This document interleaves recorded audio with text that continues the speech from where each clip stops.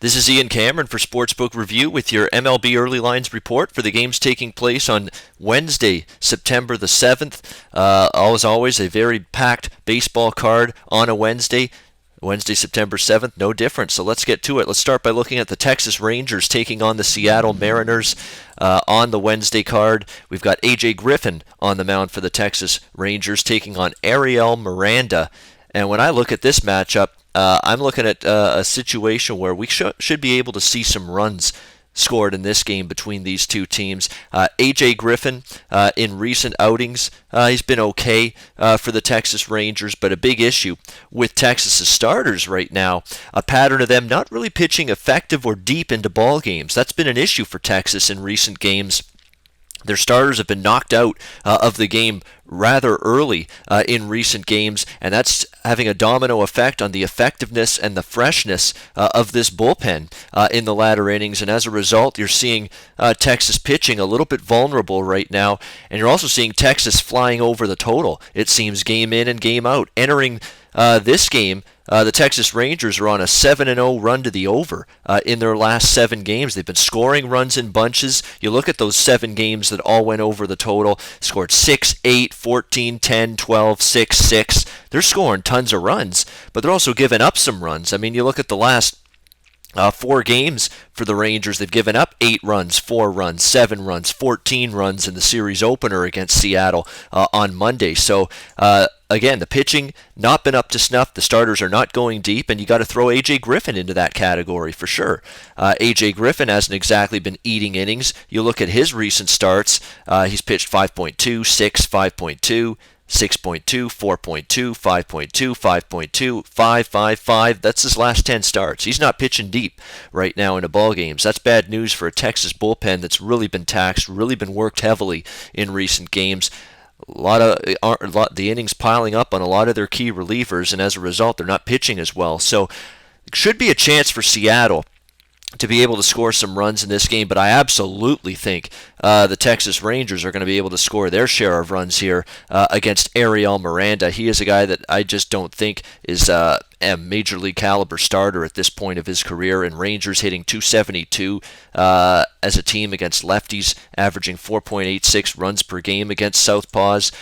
So I think that should bode well for them here. Miranda, his numbers really are not anything to be crazy about, that's for sure. He's got a 5.76 ERA overall this season, 12 walks in 29.2 innings, so really had problems with control and command at times, giving up too many free passes, 19 runs allowed on 31 hits and 29.2 innings of work so far this season for Ariel Miranda. I think he could be bashed around here by this potent, and I mean potent, Texas lineup. They've been absolutely crushing the baseball in the last week and a half. I think that can continue here.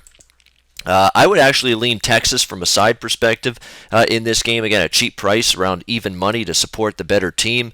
But I think the stronger bet in this game is over the total, 8.5 in this game. You've got 2 lineups that are, hitting pretty well, but more importantly, 2 pitching staffs, both starters and bullpen, that have had some struggles of late. I certainly don't trust either starter to pitch deep, and I certainly don't trust Miranda specifically against this Texas lineup. So I think it's a formula for quite a few runs in this baseball game, so we'll look to bet over the total, 8.5 between Texas and Seattle on Wednesday night. Might also see some runs as well in the next game we're going to talk about. Cubs taking on the Brewers.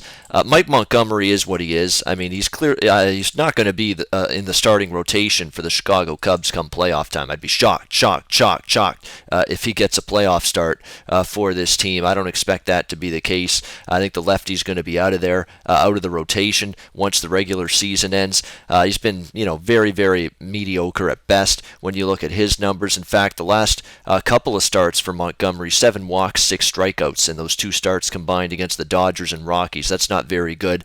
He's not pitching deep. You look at what he's been able to do.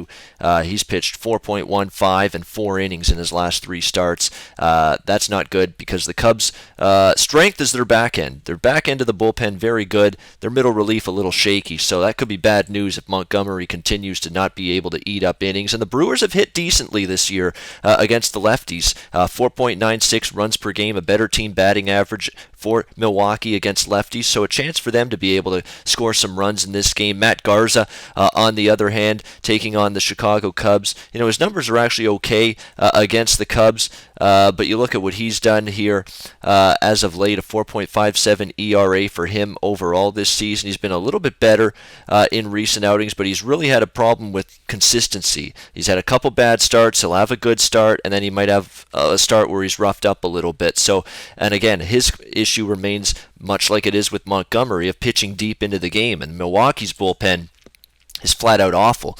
So if Matt Garza can't pitch deep into this game, and again, he's got a track record of not eating up innings either. When you look at what he's done, he hasn't reached the 7th inning in 9 of his last 10 starts. So that's been a problem for Matt Garza. Even though he's pitched well at times, he's not been eating up innings. Should see plenty of the Milwaukee bullpen in this game, because the Cubs, if they don't get to Garza early, they certainly have the potential to get to that very anemic Milwaukee bullpen late. There's another game I would lean over the total with there. A total of 9, shaded a little bit to the over between the Cubs and Brewers on Wednesday night. I think we'll get to see some runs scored in that game. And one more lean I'll give you, Kansas City and Minnesota. It's not a great price. You're talking about minus 140 on the road, but still a little bit of a bargain here. I mean, the Royals are still fighting like crazy for a wild card spot. Can't love their chances of getting one right now. They've got so many teams they've got to jump over. They got to jump over Houston. They got to jump over the Yankees. They got to jump over Detroit. They got to jump over Baltimore. Not going to be easy for the Royals. You don't ever put it past them. They can go on a ridiculous surge here in the last 3 weeks and somehow slip in to a wild card spot, but it's not going to be an easy task to achieve here for the Royals, even though they've got the playoff experience and the grit and the veterans to be able to get the job done and go on a run to get in. Duffy's been a little bit hittable now in his last 2 starts. He's lost each of his last 2 starts. But he faced some pretty good lineups. I don't want to jump off the Danny Duffy train just yet. 7 runs against Boston, but at Fenway Park, tough matchup, good lineup. Same with Detroit. I mean, Detroit's hitting the ball very well. 4 runs allowed on 9 hits in 5.2 innings. I think Duffy's got a chance to bounce back here against Minnesota. And when you look at his numbers against Minnesota, he's owned this team. Duffy 9-0 in his last 9 starts against the Twins. He's allowed 3 runs or less in each and every one of those games. I think he can neutralize the Twins here. Kyle Gibson, on the other hand, what else is new with him? He's up, he's down, he's all around. You just don't know what you're going to get from him, start in, start out. He's been roughed up in his last 3 outings, giving up 5 runs to Detroit, 4 runs in 5.1 innings to Toronto, 5 runs to the White Sox in his last start, and the White Sox aren't a great lineup by any stretch. Then you look at what he's done against Kansas City earlier this season, faced them last month in August, 6 runs on 10 hits in 5 innings. Twins lose that game 7-3 to the Royals. So even at minus 140, I think it's a bounce-back spot for Danny Duffy. Goes from facing the Tigers and the Red Sox to the Twins lineup, a little bit of a downgrade for him. And as I said, Kyle Gibson's just been not very good in his last 3 starts and really got rocked by this Royals team last month. I think it could continue here. So Kansas City at the moderate road chalk price around minus 140. Probably worth a shot here on Wednesday as well.